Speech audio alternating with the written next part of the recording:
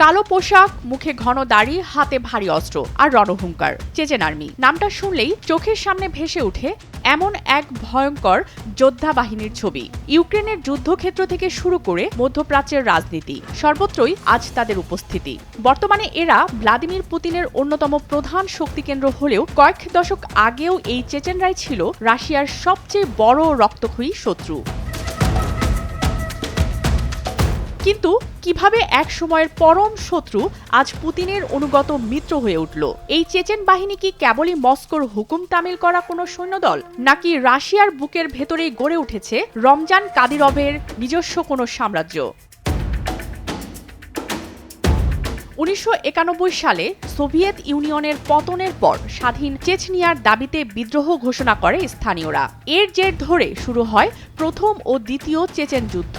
ঘরে ঘরে সংঘাত আর জঙ্গিবাদের উত্থানে চেচনিয়া তখন মস্কোর রাতের ঘুম হারাম করে দিয়েছিল।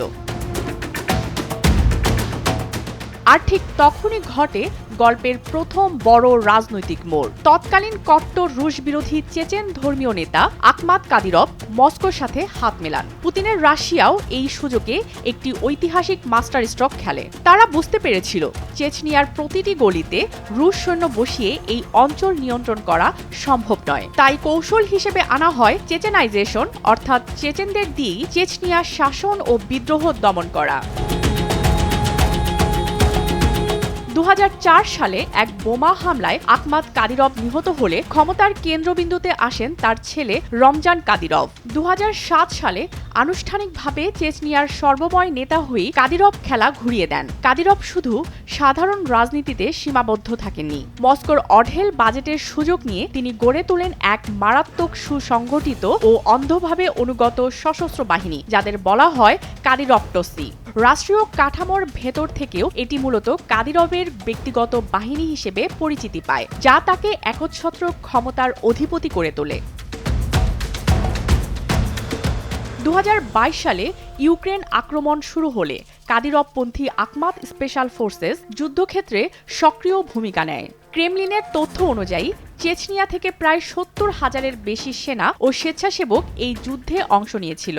যদিও যুদ্ধক্ষেত্রে তাদের প্রকৃত সামরিক কার্যকারিতা নিয়ে বিশ্লেষকদের নানা মত রয়েছে, তবু সোশ্যাল মিডিয়া ও মনস্তাত্ত্বিক যুদ্ধে এই বাহিনীর ভূমিকা ছিল বিশাল। পুতিনের কাছে নিজের প্রয়োজনীয়তা প্রমাণ করতে কাদিরভ তার বাহিনীকে ইউক্রেন রণাঙ্গনে ঢেলে দেন।